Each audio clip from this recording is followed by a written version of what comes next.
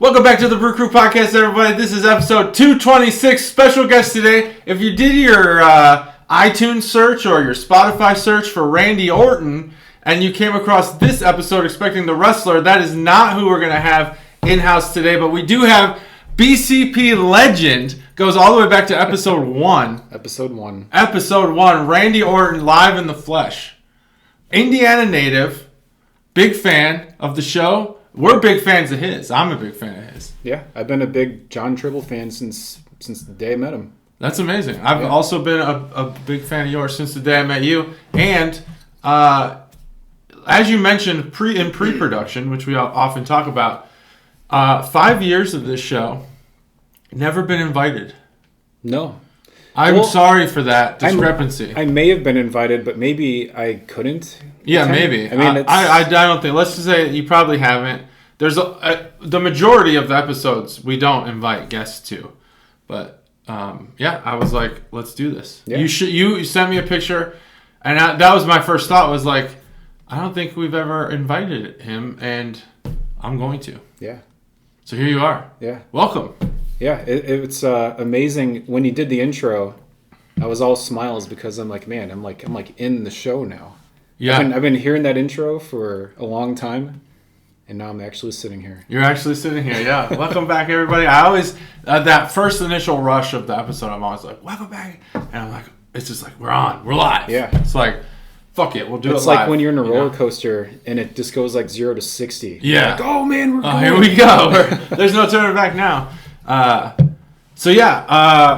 You were the constant inspiration, I'll say this, to continue the Busch Light commercials early on. Yes. Because I think we had thought about stopping them early, but the Bushkin Spice Latte Best one was ever. like your favorite, and that made me think, well, we got to keep this going. Yeah. And we've obviously talked about bringing it back every once in a while, but we haven't yet. I enjoyed that one so much, the Bushkin Spice Latte, that I actually recorded it on my phone. It's on my phone currently. That's so awesome. I just remember you saying, like, are you bored? Or what is it? Something on the train. Like, bored on the train? Oh, I think it was, it was all about status. It was like, it's like something like, do you require logos on everything? I just remember do you have to have a Starbucks cup? It was, yeah, you ride the train. It was on the train, and it was a Starbucks cup, but it was a Busch Light in a Starbucks. It's all it was. Yeah. But yeah. And that's it. The Bushkin Spice. It's just a Busch Light in a Starbucks cup. Yeah. That's all it is. It's like the PSL, but it's a BSL. That's right. Yeah. It's a BSL, the Bushkin Spice Latte. And that was back when I had more time to edit. I mean, there was music. There was, like, voice changing. Oh, man, that was fucking awesome. That was when you were the Butt Chug podcast. We were. If you want to hear some of these Busch Light commercials, and some of them are just absolutely amazing, go back and listen to the old Butt Chug episodes. No butt chugging is done on those episodes, by the way. So if you're searching for that, because I know that Spotify now is including in the search results some things that are said on the episode. So they like process your podcast now, which is interesting. But if you got here because you thought we were going to butt chug, we're not, and we didn't. But we used to be called the Butt Chug Podcast before we were a little bit more serious about beer. Wasn't it like you guys had a brewery that like stuck their noses up at you and they're like, oh, we don't do college frat podcasts? Yeah, that did happen. I can't remember who it was. It was a local Dayton one. What a mistake. Who the heck was that? What a mistake. Yeah, they were like, oh, we don't endorse frat culture. God, who the heck was that? I don't remember, but... But you know what? They don't matter. They don't matter, because this isn't frat culture. Yeah. I mean, look what we're in the carriage house. They're probably not even in business anymore. I bet they don't even have a carriage house. Nope. It would take a lot of work, but I bet if you did a compilation of all the Busch Light commercials, I mean, I would listen to it. I could, yeah, we could, like the old Real Men of Genius, how they kind of just patched them all together and threw them out there on an MP3. I could probably do that on YouTube or something. It'd be a lot of work. Yeah, it's okay. But it'd be really fun. I can do it. I have enough talent to where I could at least extract time-stamped words from each audio clip, and then I just go in and find that and crop it out. I remember there was always like a lot of noise or music in the commercials sometimes. Mm-hmm. I bet if you looked at the file, there would be like a lot of like. Oh yeah. Maybe actually, if I go to the files, the way I did it was I would drop in an additional audio file of music. So that'd be real easy. Actually, I'm glad you mentioned that because I forgot. When I used to edit this podcast, for anyone who doesn't know, it would take hours. And I would go through and I used to actually know from the audio signature what an looked like. Wow. Like, this is like mushroom type stuff. What sounds look like. I knew what an looked like and I could just highlight it and delete it and get it out of there. I used to take all the out and everything. Wow. And I would have taken that one out that I just did. But I don't do that anymore because I think the conversation is more natural. Yeah. When you can think out loud and say That's like the Joe Rogan style, is just let him go. Just let him go. Yeah. Yeah. He always says, you do like a late night show, it's all scripted and jump to commercial and get this topic, this plug, and then it's over. Mm-hmm. But they never really get to communicate. So this is right. a good format. Yeah, exactly. I did learn that it's a multi-camera thing, which everyone knows, but I did learn that he has some control over that, which I didn't realize before. But it's done in real time. So I thought somebody had 3 camera streams and was patching them together to post on Spotify. But they're not. Like the camera movement's all being done in real time. So if they accidentally show like some vulgar thing on the screen, it's gonna wind up in the episode. Wow. Yeah, I learned that. Anyway, doesn't matter. But we have this, and I think that we could actually start. I got an email today that we might actually be able to start putting the video on Spotify. So you could choose video or audio, which is a huge benefit. But anyway, enough about us. Enough about the BCP. Let's talk about you. You're from Indiana, but Chicagoland. Chicago. Well, they call it Chicagoland. It's Northwest Indiana. Northwest Indiana. Probably just 20 miles outside of the city. Yeah. Yeah. And they call it the region. There's probably some people that understand what the region is. I hear a lot of people talk about it that way. They say the region? Yeah, because it's like the Tri-Town area, Cherville, Maryville's out there, Dyer, St. John. It's all in that little area. Okay. Yeah.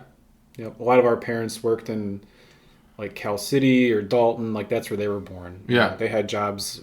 Like, all my relatives, it was like steel mills, bowling alleys, things like that. Real blue collar beer drinking towns. Yeah. Yeah. That's why this is so great. Yep. Carry the steel lunchbox to work, go home, crack a beer, watch the Cubs. Yep. Go to sleep. You do it again. Do it all over again. Yep. In the winter, Bears. Well, not on the weekdays, I guess. Which just caused more drinking, but yeah. Always, unless it was 85. But then you'd still drink because it's celebratory. Yeah. But we did have the Bulls in the 90s. Yeah, we did. That's true. Yeah. So what was everyone drinking in Indiana growing up? I mean, in our fridge growing up, we had Old Style. But I think that was just because my dad was a huge Cubs fan. And Harry Carey was probably telling him you need to drink Budweiser or Old Style. And so that's what was in our fridge. Yeah, Old Style. My dad was a big Miller Lite drinker. Not sure where he got it from, like where he got that habit from, but it's fine.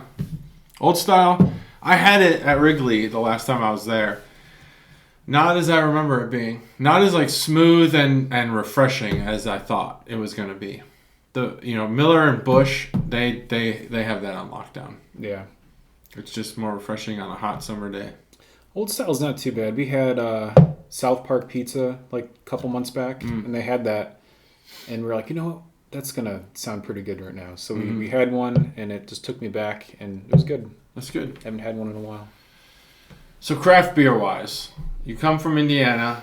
We know we do Three Floyds constantly, but that might not be, your favorite beer, favorite brew. What do you have in the beer universe that either you're excited about, you think fondly of, is your favorite? It could be beer, it could be breweries, whatever. So it is Three Floyds. And it was always it still is Zombie Dust. That's always been my favorite for a long time now. And it used to not really be available here. I'd have to always go back and go get some 6-packs and bring it back. Yeah. But King's Table, for instance, they always have that on draft, it seems. Yep, on tap all the time, 24/7. Really nice. Well, not 24/7, but yeah. But then recently, maybe in the last like 3 years, I started seeing it popping up in stores and cans. Yeah. And so now that it's more available, it's almost like, I might not always drink it because it's lost its luster, I guess. Yep, that absolutely is the case. That's what happened with Boat Show and Truth for me. I got here and I was like, damn, this Truth stuff is amazing. Yeah. And then it was they put it in 12 packs, and I was like, oh, I guess I'm done buying Truth. Yeah, now you can get it it's like at Costco now. Yeah, I know. I don't need it anymore. But I'll say Truth that's like my IPA baseline though. Yeah, I have a Truth line. It's the line of truth. The line of truth. And if it's above that, which I feel like Zombie Dust is, then that's a really good barometer for me. But if it's below that truth baseline, then it's just my measuring point for whether or not I like it. It's a good episode name. The Line of Truth. So that would probably be it. I have to write them down now because Matt's not here to do it. He takes all the notes. He's a note taker. Yep. Me, very organized. I just I keep my notes in my head, and when I forget them, they weren't worth remembering. Yep. They're gone now. Zombie Dust is one of the beers that I look back on my Untappd profile, which I always tell myself I'm going to fill out, and then I don't. And Zombie Dust is a 5. Is a beer I've given a 5 to. And I think some of it has to do with the mood or whatever. But man, that beer is so good. Yeah, and man, I know you guys always do the can art too. Three Floyds just has the coolest can art. Three Floyds knows what's up in the can art. And the Zombie Dust one is super cool. Very metal. A lot of their can art has kind of that metal, like the metal font where you can't read it. Mm-hmm. That's kind of like how their art is, but it actually, you can read it. You can read the letters and you can see the image. It's just got that feel to it. Yeah. Kind of. I don't even have an example, Fin Troll or something. Yeah. No, I can picture it. I feel like it could be like a metal album cover. Yeah, they always could, yeah. Yeah. So, Three Floyds is awesome. Truth is awesome. So, yeah, thanks for doing the podcast. We'll kick it off here with the first review. And as I understand it, you've brought a beer. I did. And speaking of Three Floyds, it's the Three Floyds that I have not had yet. What a segue. We're the kings of segue on this podcast. So this is a double IPA, Zombie Ice. Zombie Ice. And I heard about this. I'll show it closer to there in a little bit. Dang. Heard about this from some friends back in Indiana. And when they said, have you tried Zombie Ice? I was like, oh, that sounds like a seltzer or something. Mm-hmm. But they're like, no, it's a double IPA. I thought originally it was going to be like a Ice House. I don't know what that would be, kind of like a parody of an Ice House. That's what I thought it was going to be. Okay, yeah. No, I mean, my friends, they love it back home. They talk about it, and they're like, you might be able to find it at Meijer because I found this in a variety pack at Meijer locally. It came with regular Zombie Dust, and it came with a couple other Three Floyds, too. Okay. So there were 3 per 12-pack. And, when you get to the can art, this thing is cool. Like, I'm probably going to keep this can just because it looks really cool. Oh, yeah, this can's awesome. And it's the right size for a double IPA. I think a lot of these pint double IPAs, that's crazy. Yeah. You're drinking an 8.5. This is 8.5%. You're drinking a pint of that? It's fucking crazy. Let's crack it open so we can talk and drink. All right. You ready? Yep. You know the rules. Here we go. 3, 2, 1. Oh, I missed it. You were more prepared than I was. I had it primed and ready to go. Yeah, my can wasn't primed as much as I'd hoped. Wow. That is going to be a good review. Mm-hmm. Wow. So, Three Floyds, if for anyone who doesn't know, Muncie, Indiana. Right, Muncie? That's correct? Muncie. What's Muncie? Is that another place in Indiana? Mm-hmm. Well, okay. But it's Munster, Indiana. Famously known for their Dark Lord Day, which is their barrel-aged stout release. But they don't do a release where they ask you to line up at Binny's Beverage Depot at 4 a.m. They have a metal concert at their brewery. And it's released there. I think now they've got more variants, so it's not just one Dark Lord. I think they have 3 this year, but I think they had 3 last year. One of them had marshmallow in it.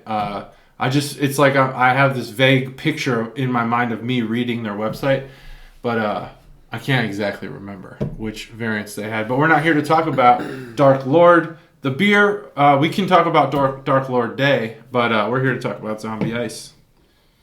Yeah. Yeah. It's delicious. Yeah, it is delicious. Let me show the can art so that I can talk about the can art here in a little bit. It looks like a White Walker to me. It's going to be from hard Game of to Thrones. see based on the shading, but you can definitely make it out here. Let me see if I can tilt it so the light reflects. There we go. There it is. Zombie Ice. Ice. Who's that? Who said that? That was a 670 The Score thing, wasn't it? Ice. Was that like a Blackhawks thing? Oh, maybe. I Who don't used know. to say that? Someone, I think it was like Terry Boers would randomly just say ice in a weird voice. It might be. I don't know that one. Ice. Zombie Ice. I don't know. Terry Boers. Is he still alive? I have no idea. He's probably dead by now. I remember they used to play this quote, and I say it all the time at home. I never really say it outside. But one time, Steve Stone, I think he had already switched to the White Sox, and I think they were playing in Baltimore, and he played in Baltimore. And he said on mic, all of my friends here are dead. Dang. And they used to play that on repeat on the Score all the time, and which obviously no one else knows really what that is, but you know the Score because we talk about it all the time. Fuck Dan Bernstein. Yep. Bernstein. Sorry, I never heard him actually pronounce his last name. No, it's probably Bernstein. I think it is Bernstein. I don't know. But they used to just play that all the time. Like, all of my friends here are dead. Now I walk around saying it all the time. I always think it's my Steve wife's Stone. always like, what are you talking about? I just remember when anyone on the Cubs, back when he used to announce for the Cubs, would always be like, in the Southwest Airlines, how far did it fly? Mm-hmm. 400 happy feet. You know, Yeah. it was always... Unless you're Clinton Allen Hill, then it was like 710. Yeah. Yeah. Which is insane. So anyway, I wish that Steve Stone was announcing the World Baseball Classic because fuck John Smoltz. Steve Stone was a great pitcher. He won the Cy Young, and he knows a lot about pitching. He was always really great to listen to. Yeah, he knows a lot about the game in general. And I know John Smoltz does too. But John Smoltz, I think, he's messed up too much. He ridiculed Wilson Contreras. I just happen to be watching because I'm a Cubs fan. He ridiculed Wilson Contreras for bat flipping. Oh, and I was like, what the fuck's wrong with this guy? Like, bat flipping is a thing now. Yeah. Who the fuck does John Smoltz think he is? This is not the 90s. Yeah, Smoltz was on the fringe of, like, not being in that era. He was like a back in my day kind of guy. And I was always like, get this guy out of here. Now I think they've kind of told him, hey, we're trying to bring younger fans in, so shut the fuck up. Yeah, people want the bat flip. People want the bat flip. I want the bat flip. That's what's great about these World Baseball Classics. Like Venezuela, there's a YouTube channel called Baseball Doesn't Exist, and I believe he talks about bat flips extensively. In Korea, it's actually like a part of their home run trot is the bat flip. Like the bat flips are wild. They throw them like way up in the air, and then they like dance and stuff. It's crazy. Korea's nuts. I don't know if this was the same clip that John Smoltz was all freaking out about, but I remember one time Contreras hit a homer, and the camera pans out. You can see the ball flying. Yeah. And then just on the bottom right corner, you saw the bat actually in the air. Like he freaking threw that thing so far. You know what John Smoltz also didn't like, which at the time I didn't realize was an effective strategy, was the batter timeouts. And Contreras was a master at it. Oh, yeah. I mean, he could time, because he's a catcher, he could time the pitches. I know everyone's like, baseball. He could time them so that he would call time like right before the pitcher was like coming set. And it used to piss him off. And John Smoltz, because he's a pitcher, who was so mad about it, and I was like, man, this is perfect. No, remember this is probably why his batting average was so good all the time. They broke down the David Bodie. Matt's going to be so pissed when he sees this probably because this is all Cubs talk. Oh, yeah. They broke down the David Bodie grand slam off the Nationals a few years back, that awesome moment where they came back from Scherzer's like nearly awesome, perfect game. But at the end, Contreras was at the bat. And that's what he was doing. He was taking a million timeouts. Yeah. Just pissing off the pitcher to the point that he got beaned on purpose. Yeah. And that's what led to the bases being loaded. That's right. that's what set up the and Bodie he's fine home with run. it. Yeah, that's how he got the grand slam and they won the game. Yep. A lot of high school players are doing that now. It's kind of weird.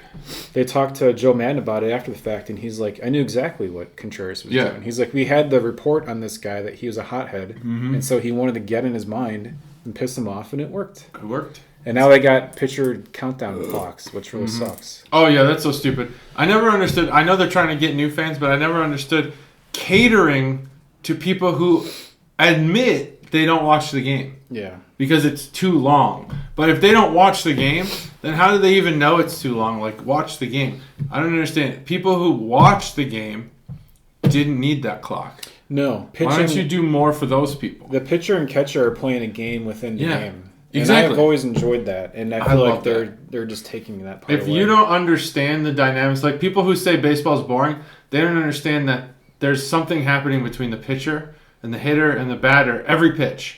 Mm-hmm. Every pitch, there's a chance for the game to be broken wide open. Yep.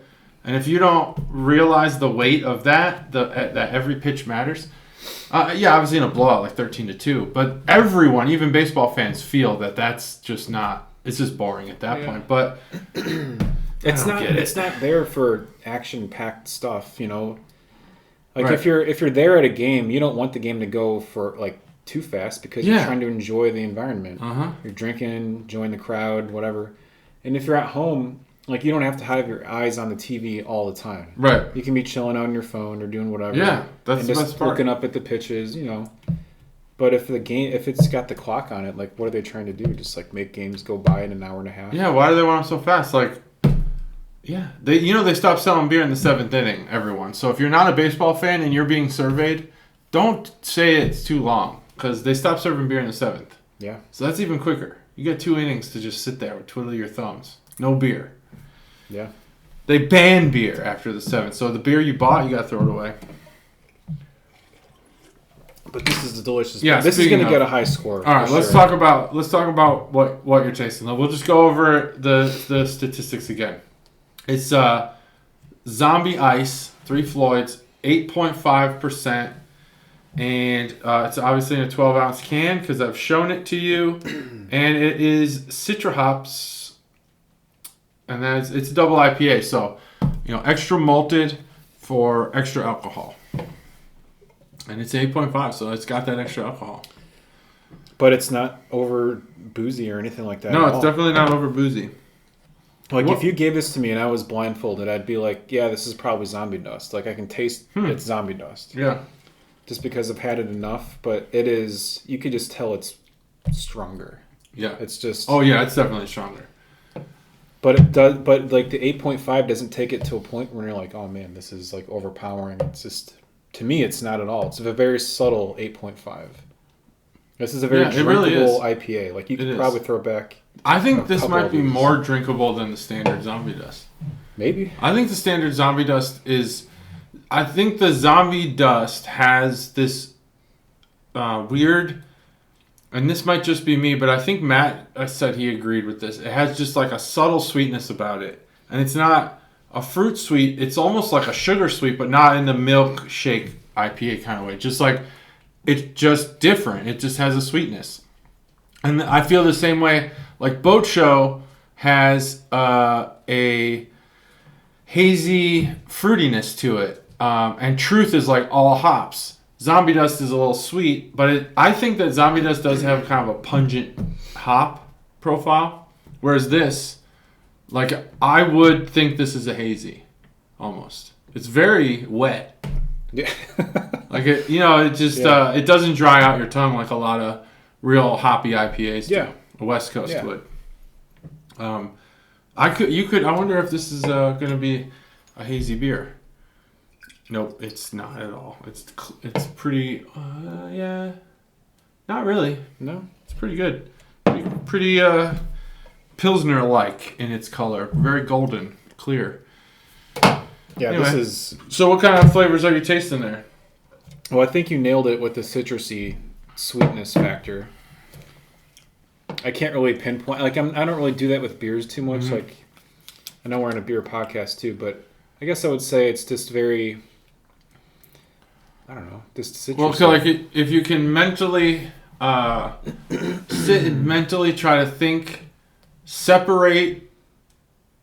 There's 3 things you need to separate: the front of your tongue, the back of your tongue, and the breath. And if you can do that, then you might actually notice in this beer. I don't know. I don't want to influence what you're thinking, but in many beers you can then have 3 different tastes almost. Yeah. I would say, again, sticking with the citrusy thing, kind of like lemony. Yeah. Maybe a little bit grapefruity, but that's just like IPA in general. Yeah. But for some reason, I feel like you just like stuck some lemon in here. Yeah, you know what? I actually would agree with that. And I didn't until you said it. I think it has the citrus. It has the citrusy hint to it. It also has the citra hops, which can kind of oftentimes have that kind of profile. But when you said lemon, like the tongue it's sweetness. Like the aftertaste on the tongue is like, oh yeah, it's like lemon candy almost. It's almost like the lemon heads or something. Yeah, but not like lemon head. Don't take that to be a direct quote about lemon heads. It's just like that feeling more than the flavor. The feeling that lemon heads give you, where it's like a sweetness on your tongue. It's actually surprising. Would it be like inaccurate to say it's like borderline sour? It is like just a hint. Like when you started talking about like back of the tongue. Yeah. I mean, now that you're talking about lemons, I'm like salivating about lemons. I think there's like I'm willing to go as far as to say that there's a sweetness in this beer. Is it sour? I think that what sour does to your palate like makes you salivate a little, and like on the sides of your tongue. I think that, yeah, okay. I agree with that. But I don't think the beer is sour. I think it just has the just like a candy, like the effects of a sour. It just makes you kind of thirsty for more. Yeah. This is going to get a high score, I feel like. All right. I feel like a high score is coming. Okay. Well, I mean, I'll finish with the flavors that I'm thinking. I think the hops are super subtle. I think you're right in that the alcohol is hidden. An 8.5 is high enough to where if you do a bad job, you will taste the alcohol. Yeah. Like I think a 7.5 is about as low as you can, or as high as you can get, where you can mask it with shitty brewing. Once you get above that, you have to be good at your craft to hide the booze. And then, I mean, obviously you go above 10, it's really kind of a 50-50. So the booze is hidden. It's a well done beer. I'd be really interested to find out like what's the yeast, what's the malt, and because there's a sweetness, and it's once you said lemon, yeah, I mean it's coming out in the breath. I kind of feel it on the sides of my tongue, which is not something I've ever described in a beer before. It's a good beer. I liked Zombie Dust before. The Can Art Boner segment I forgot to do. Can Art Boner segment brought to you by Randy Orton because he provided this beer. So Zombie Ice, the font there is kind of like hockey style font, and it's just good. It's purple outlined ice font, and it says Undead Double Pale Ale. And then it looks like a White Walker, but it's basically a skeleton where it's just the skull, no cartilage in the nose, and the eyes are just like ice, which is why it looks like a White Walker. And teeth are all there, so that's good. So whoever this person was when they were alive took care of their teeth. And it says it's not normal, but I think they say that on a lot of their beers, right? That's kind of their motto. Slogan. Yeah. And it does say, crafted with an unholy amount of citra hops, this double undead pale ale heralds the zombie evolution after the dust has settled from the apocalypse. So that's what that is all about, the apocalypse. Just awesome, like metal shit is what that represents. The can art's great. I wonder if they should put maybe the artists on these cans just so we could give them an out shout. Yeah. Brewed and canned by Floyds, Munster, Indiana. So that's the Can Art Boner segment brought to you by Randy Orton. And Yeah, flavor-wise. I'll let you give your score first. Let me make sure I have it locked in. Yeah, I got it. So I'm not going to try to capitalize on that review. That was excellent. Thanks.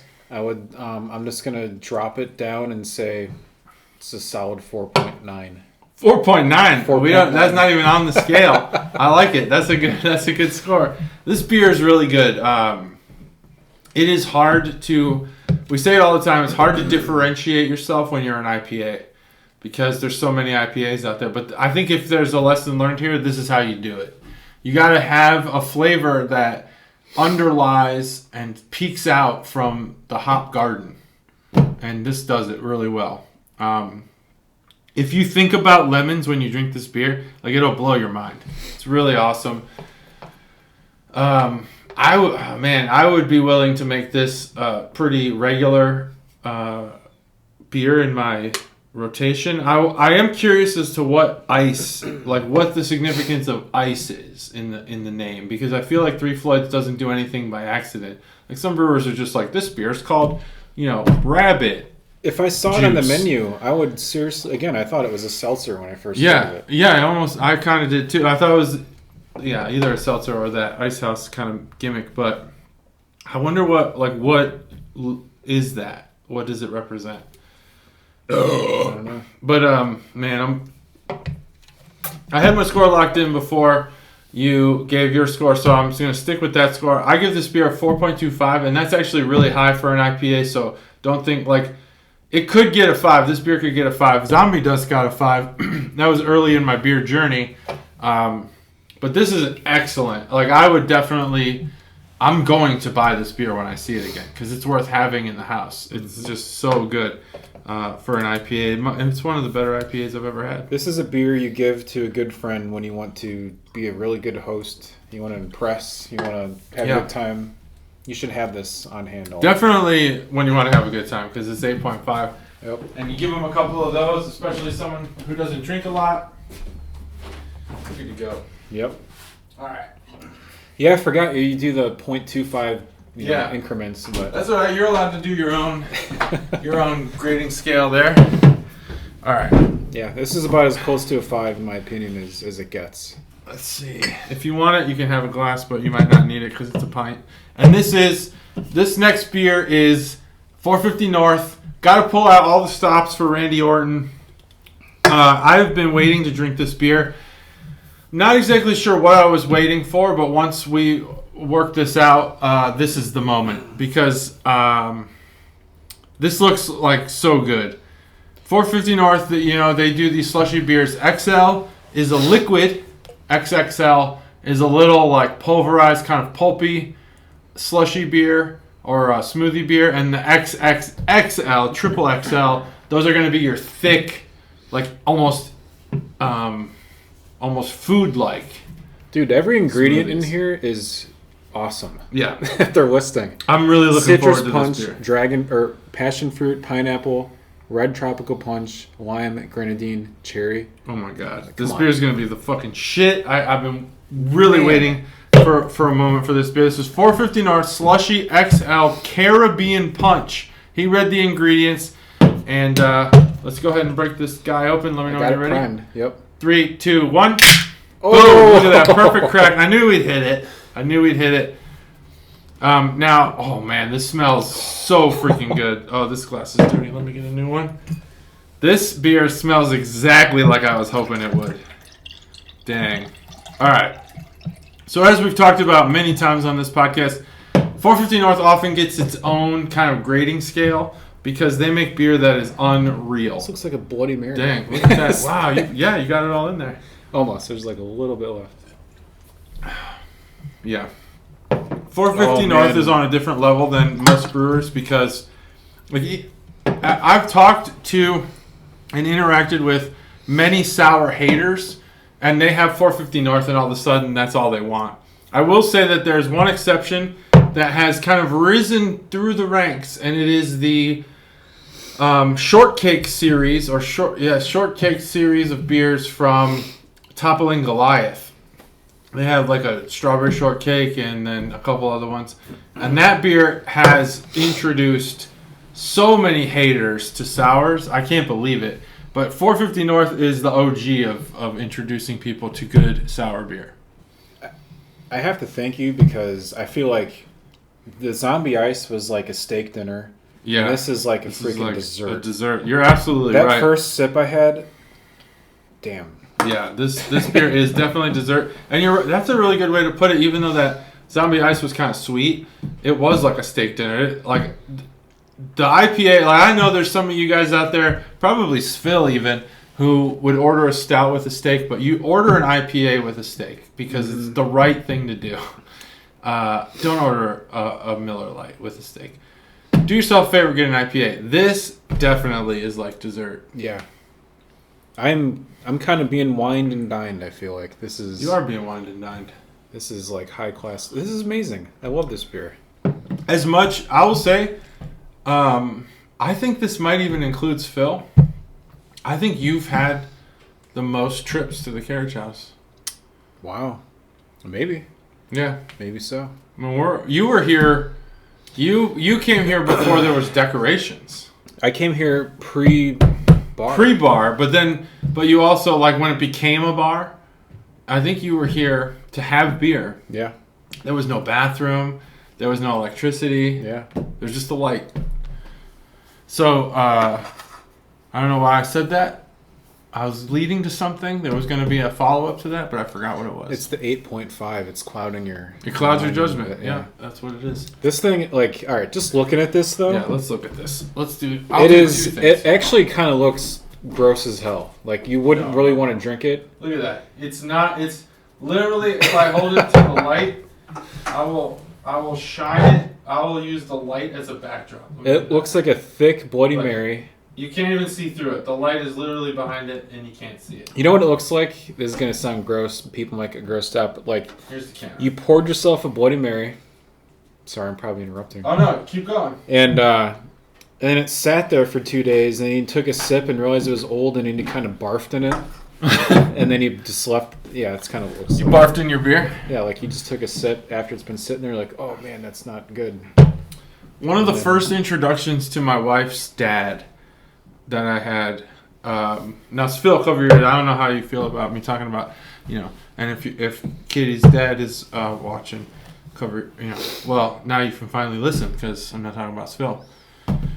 He's a great man, by the way, Phil. Phil's great. Yeah. But so is Katie's dad. Katie's dad's an awesome dude. Like, totally awesome. Totally gets me, which is like something that's so rare because as you mentioned early in our friendship, my sense of humor can be misread easily.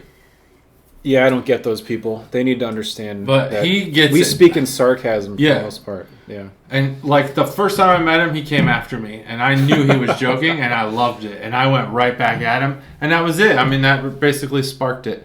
Yeah. He gave me my first Bloody Mary, which is interesting because my grandpa loved Bloody Marys, but he died before I was 21. So my father-in-law gave me my first Bloody Mary, and then told me to get in the car, and we drove with Bloody Marys. Nice. That statute of limitations is way broken. Bloody Mary roadies. I mean, this is California, and it's just everything's different there. Yeah, you gotta drink your Bloody Marys with the pinky out in California. I don't like Bloody Marys, by the way. I love tomatoes. I could eat a tomato like an apple. I like ketchup on my fries. I know that's controversial. No, I like it too. That's fine. I like tomato-based foods, pasta, everything. I just don't like tomato juice. It's like the only thing I found where I'm just like, this is something. It's like the thickness and the saltiness of it.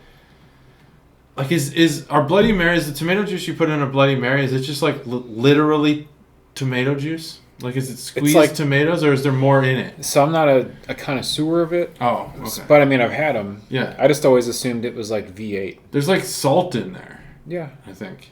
I don't know. I know Matt likes it's like drinking Bloody ketchup. Marys a lot. It's like a breakfast thing. You have it, like if you're going to start out a day of drinking, you start out with a Bloody Mary. Yeah. There's something about I like ketchup on my fries, but I don't like ketchup on its own. Same thing with mustard. There's this, gastronomy, what gastronomy is. It's like the food molecular interactions of different foods. Like mustard and a hot dog, there's something happening there scientifically that just makes those two things work. Well, one time, I was a little kid at the time. I think we were still living in Hillside, Illinois. And I had a hot dog with mustard, and like it was so amazing that I actually thought, like, man, I think I love mustard. And so I tried mustard on its own. I just squeezed it, and it was fucking horrible. Horrible. Don't do that. It's terrible. That's how Bloody Marys taste to me. All you need on a hot dog or a brat is mustard, onions, sauerkraut. Onions or sauerkraut. Sauerkraut, I think both's fine. Sauerkraut's a good hot dog topping that it's underrated. Yeah. But I do typically lean towards the Chicago dog. Yeah. Speaking of the Chicago dog, I don't get mad when people put, like, they're like, oh, you can't put ketchup on a Chicago dog. I don't get mad about that. I don't think you can put ketchup on a Chicago dog, like when it has the pickle, sport peppers, and all that stuff. I think if you have a hot dog and you're at a barbecue and you like ketchup, go do it. Fucking do it. If you want. Do what you want. Yeah. Like, I don't know why. There's all these gatekeepers in the food community. Yeah. Like, oh, you can't put ketchup on a hot dog. You fucking can put ketchup on a hot dog. And people do it all the time. Just because you're from Wisconsin, you get all butthurt. You can. I don't typically do it. Like, as I get older, I just don't really like ketchup on hot dogs. But I love them on a burger, though. Oh, yeah, same. Yeah, I mean, I don't... Now I don't put ketchup on my hot dog. But I do like it on my burgers, and when I have hot dogs, if I have fries or tater tots, I like to have ketchup on those. Oh, yeah. Especially with, fries or tater tots, for sure. I mean, you got to. You got to. Yep. Don't be mad about ketchup. Did Pittsburgh fuck over Wisconsin? Is that what happened? Like, they were like the Heinz family was like, fuck Wisconsin. And then, like, all Wisconsinites decided that they hate ketchup. Like, I'll say Matt, and I think some of his friends... They hate ketchup so much. Really? It's like an actual hatred. I did not know that. Matt hates ketchup. So wait, Heinz has Wisconsin lineage? No, I'm saying that what did Heinz do? What did Pittsburgh do? Because Pittsburgh's kind of like the birthplace of ketchup. What did they do? I don't think that's true. I just made that up. But that's where Heinz is at. Okay. Heinz is headquartered in Pittsburgh. What did they do to Wisconsin? What did ketchup ever do to Wisconsin that made them hate ketchup? I don't know. Maybe it's because I did this once. I got a cheese dog, and in Chicago, when you get a cheese dog, it's like liquid cheese, and I put ketchup on it with the. It's fucking gross. Don't do that. Yeah. Maybe that's what happened because Wisconsin loves cheese. Yeah, cheese and ketchup. Don't mix, and so I think that's probably what it is. Yeah. Anything that won't taste good with cheese, they don't like. I mean, if that's all it is, then I get it, Yeah, to each his own. Ketchup doesn't... Unless it's on a burger, again. I'm a big proponent of not gatekeeping people. Yeah. Like what you like. Do what you do. Yeah. You want ketchup? Great. Go for it. You like Limp Bizkit? Fuck it. I'm not going to keep that. Limp Bizkit's like back now. Is it really? Yeah, they're like I think TikTok or Instagram kind of brought them back. I was watching I saw a YouTube short. This was yesterday, and all of a sudden it was Limp Bizkit that was playing. And I just, for whatever reason, I was like, man, how old is Fred Durst now? That guy's got to be like at least 50 something. Yeah, got to be in his 50s. Yeah. Geniuses. Apparently, we're still waiting on them to play at the gas station in Dayton.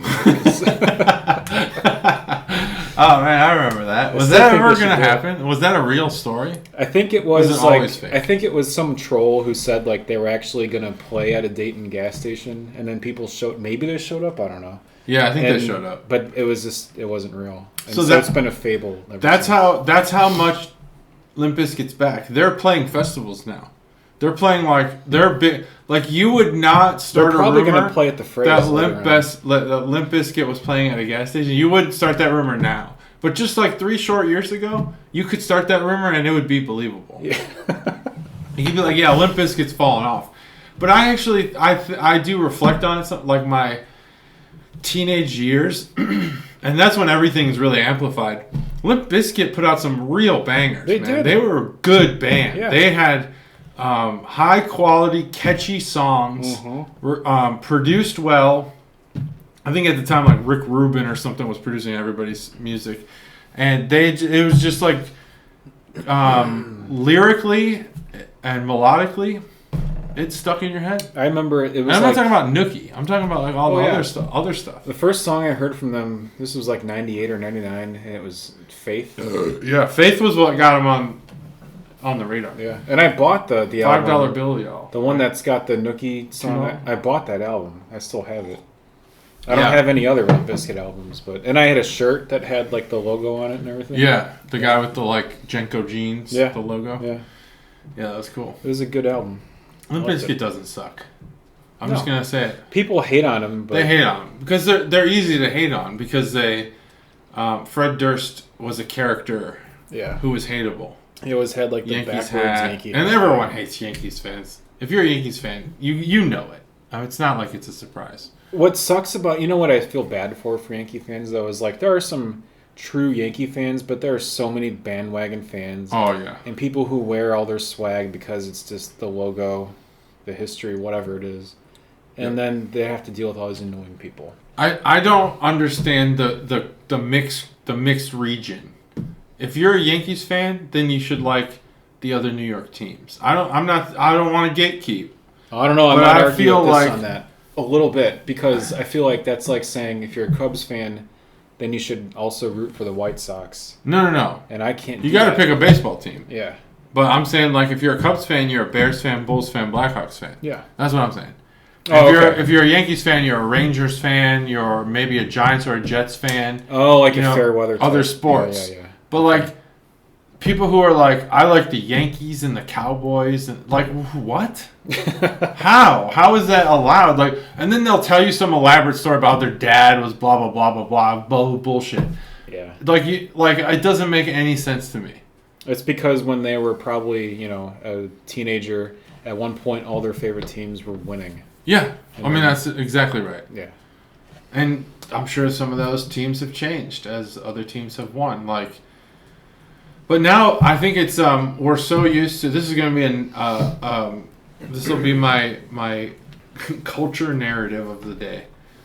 I think we're so used to this like mindset of the underdog that now winners are almost immediately hated. So like the Chiefs could be a dynasty, but they're like pretty universally hated by anyone who doesn't understand how good they are. They shouldn't be. I feel like Andy Reid is such a likable coach. Yeah, totally likable. Patrick Mahomes is a good role model. People just want somebody to hate. He doesn't get in trouble. He's not doing anything wrong. He's not breaking rules. Right. They're a good team. Like I understood some Kansas people City, hated. I mean, they don't have anything else going on in Kansas City. No. Leave them alone. Like people hated, Brady and Belichick and everyone because arguably they were like the fumble, like that right, was a bad and the call. Deflate gate. Yeah. There were things that they were kind of like reasons. They were getting, But like now he went to Tampa Bay and won another Super Bowl, and it's like, okay, I think it's time to admit. Like, do you remember our parents talking about like Johnny Unitas as like this fucking god? That's how we should be talking about Tom Brady. Like, we're witnessing the greatest quarterback that's ever played the game, and I mean, we might not ever see that again. He totally destroys all these old school guys. I don't think we will see it again. I mean, who knows? But it just seems like, I mean, heck, I was 15 when he was drafted, right? And he just retired. I know. I was in high school. It's crazy. But the longevity and like the way that he never really got hurt, and when he did, he would just bounce right back. Yeah. I mean, his injuries gave way to new superstars. Yeah. Garoppolo, or whatever his name is. Yeah. Is that his name? And he won it on his own, like you said. No, it was Garoppolo. It was? The guy playing behind him. Yeah, and then there was one before that. I don't think he lasted very long, but there was another guy. Anyway. Yeah, never mind. I can't remember the name if there was. But actual fun fact, I don't know if I've ever said this on the podcast, Drew Bledsoe was actually the reason why we know who Tony Romo and Tom Brady are. Yeah. His injuries caused both those quarterbacks to start. Yep. Anyway, enough of that. Let's get to this beer. Yeah. 450 North. This is an Indiana episode. Because 450 North is out of Indiana as well. I don't know much about these guys. But we went there. Gatorade and I went there. They're out of Columbus, Indiana. It is in the middle of a cornfield, and it's in like a barn-looking place. Awesome place. They have a ton of smoothie sours on tap. They do have IPAs and stuff for the non-sour lovers, but they also do have a slushy machine, so you can get beer slushies, which is amazing. And they did have food. We just got nachos because we'd been on the road all day. We weren't really looking to get all bloated on some like brewery food.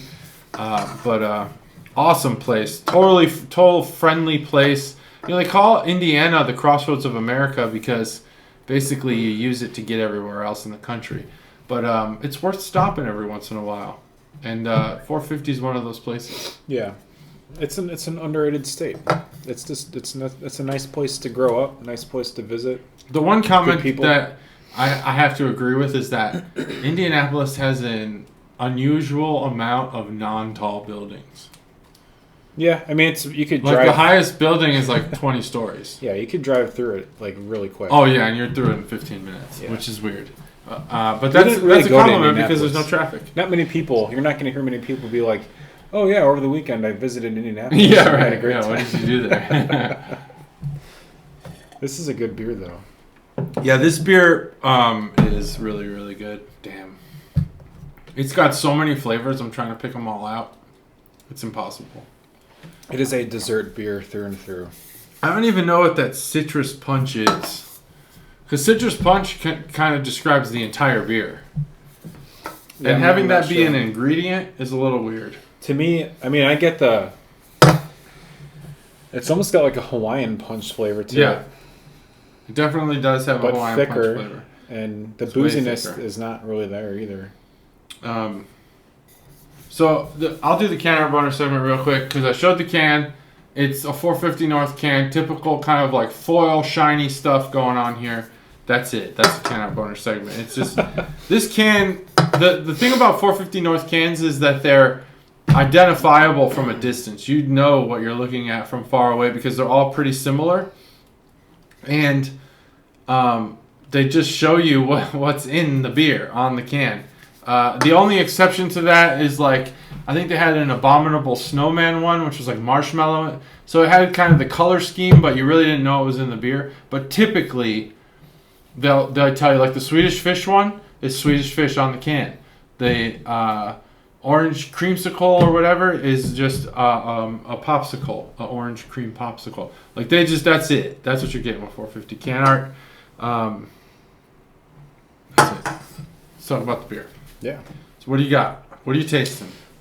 Well, like I said, the Hawaiian punch is kind of what made me definitely is coming out with Hawaiian punch there, and it does say one of the ingredients is red tropical punch. I get a lot of lime.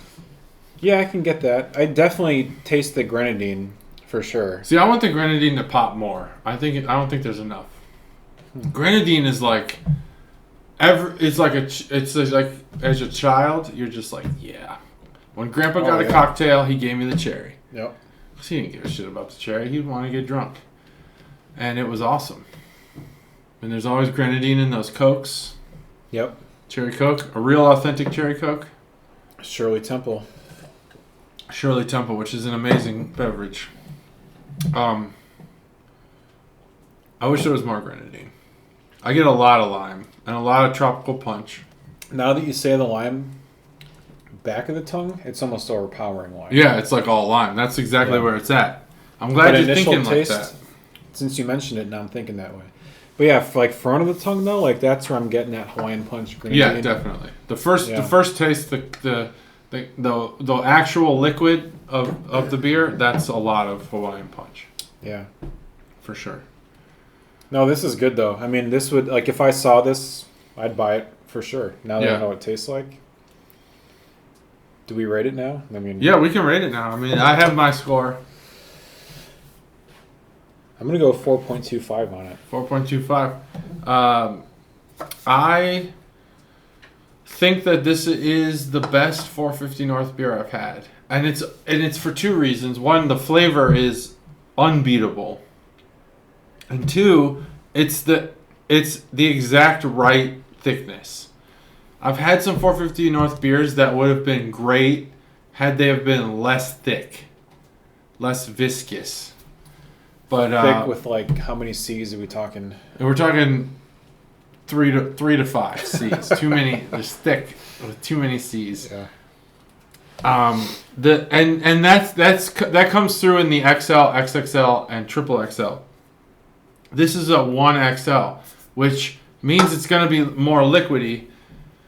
And I've had beers from 450 North where it was like, wow, this flavor is amazing, but I can't drink more than half the can because it's too thick. It's like a double or a triple XL.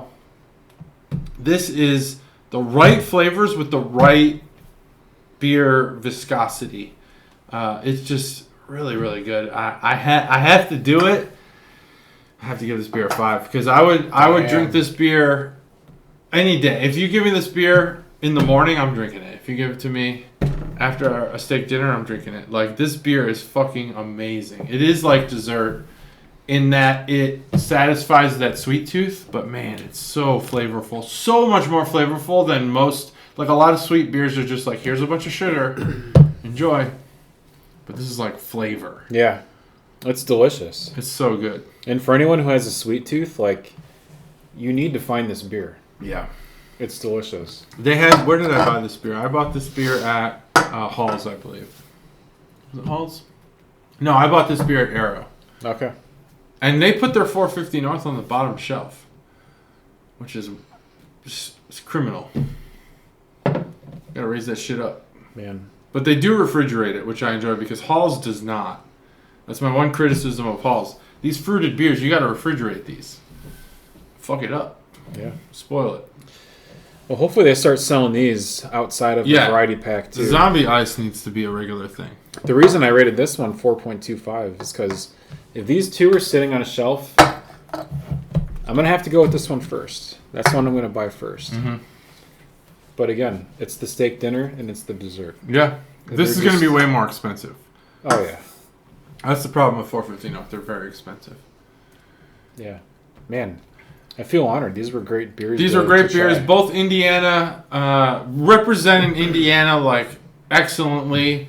Happy 40th birthday to Matt. I don't know if you wanted us to say that, but happy birthday. It's just wonderful to go through all these years doing the podcast and friendship and all that. Yep.